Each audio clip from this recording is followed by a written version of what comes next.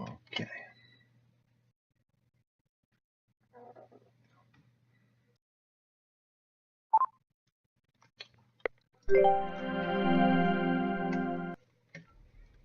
Okay. So, the only update that I could say I've done here at the minute, I really like after a few people having a look at my prototype, they told me that they thought these were a bit claustrophobic, so I decided to open them up a little bit more, give them their own little space. The custom interact UI also works on these, saying that they're info buttons. I might change it, so instead of it saying info button, it'll just say what it is on the end. And I've also plugged off this area, so the player only has this space to venture in. I'm not too sure what I might do behind that wall, but I might make it a little interesting or just cap it off. Anyway, into the level. So quite a lot of updates have gone into this one, besides random background music just to help me maintain focus. As you can now see, I've got a ammo ammo belt in the bottom right hand corner, and if I add it, and to accompany that, also weapons which also use that bullet meter. So in addition to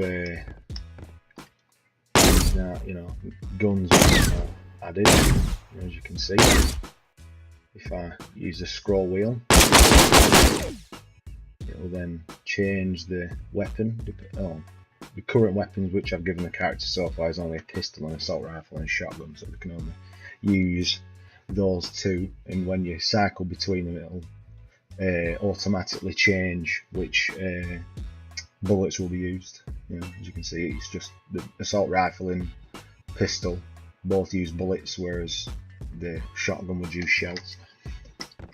And to accompany this, I've also created appropriate ammo pickups. So this one's bullets, as you can see. I've now created what my little UI says collect bullets. As you can see, as I pick up the bullets, I'll walk up to them. It'll then increase my bullet meter appropriately. I've put in appropriate meshes for certain ammo types, so it'd be easier to register. Whereas I've made this ammo pickup here in front of me, which is just a generic ammo. Depending on which ammo type is selected, dependent on the weapon that you have, it'll automatically fill it with some extra ammo. So as you can see, I can walk up over the shells and it'll give me some shells. In addition to this exploding barrel, which if the imp was closer to it, it would have damaged the imp.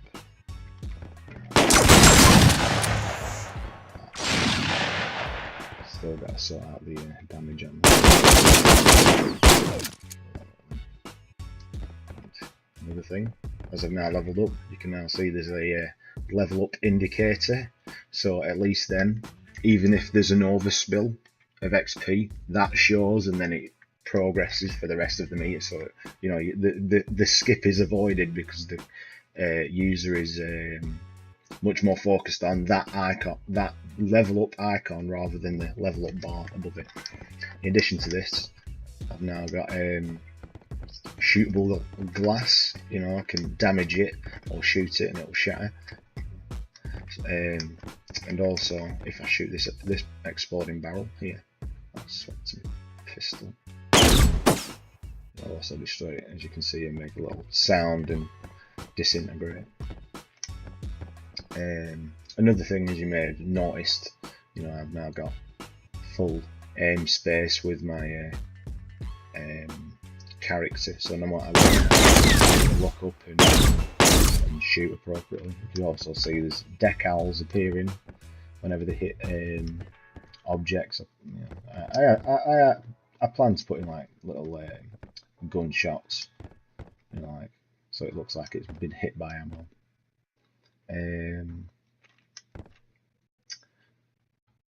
Besides having the other damage and whatnot.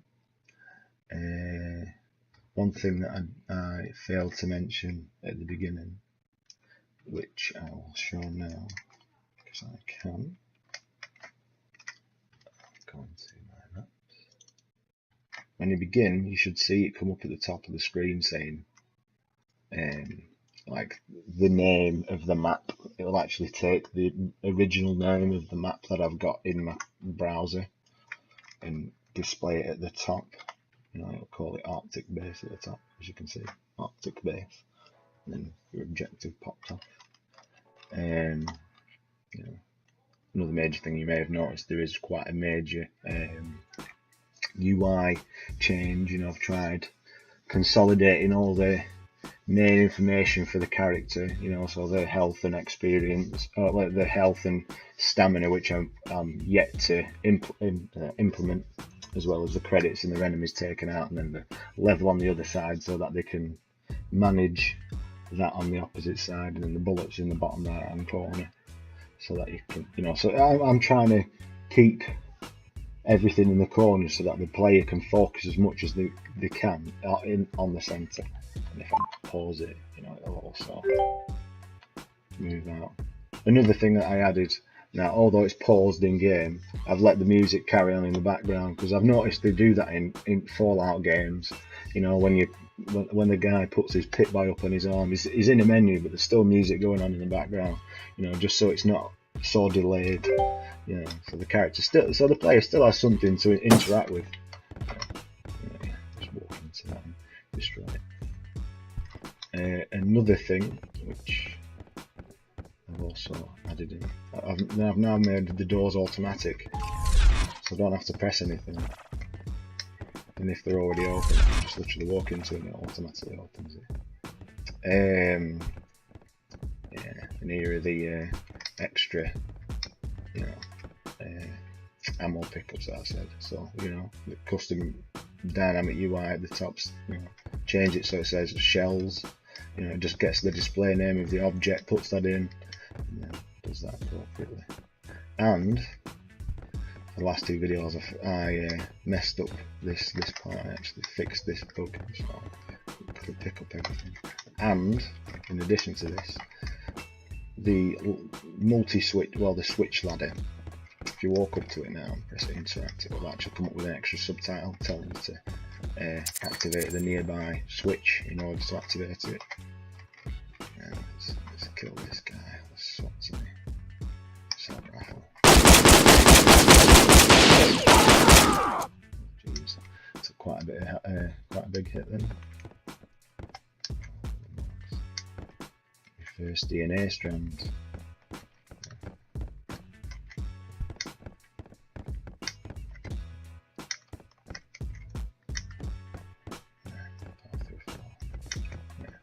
To this guy in here. See, thanks for the help. Key card. Let's continue.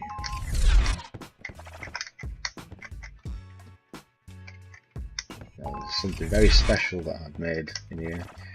It actually came about as a flaw, oddly enough. You know, I tried making it so I could have one switch open up two doors at once. Now, although the effect of it actually still works, you know, it still opens both the doors, there's a particular thing that it doesn't do, which I found particularly interesting, because if you know, because the player may or may not, you know, there's a deception involved.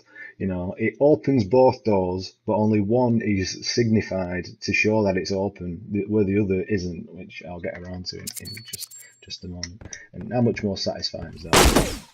You know, click it, something destroys, and it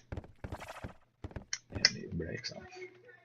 Another thing I've also realised for the recording purposes, I actually turned up my display settings, so at least then it's a little bit more easier to see my videos from now. One of those things that you soon forget if you want things to run a little bit more faster, rather than it tearing up your GPU. You know, another thing, you know, I've also added in the extra elevation, so there's another hidden area upstairs. if you decide to find it. You know, it's always nice to give the player that extra bit of verticality. You know, all these windows showing that there's other areas outside. They can see where they've come from and see where they can go next. You know, I'm yet to progress in this area as such, but it's still quite nice, and it's getting there to be fleshed out. So you come up here. Now, a problem that I had originally here before I decided to make a gun with shootable weaponry. When I had the mesh based projectile, you know, initially I just wanted it to project from the player rather than, you know, where the player's pointing. But just because it seemed a little bit easier to do at the time. And yeah, I had a problem where if I was to come up on top of one of these glass panes, like I couldn't crouch because I didn't have the appropriate animation.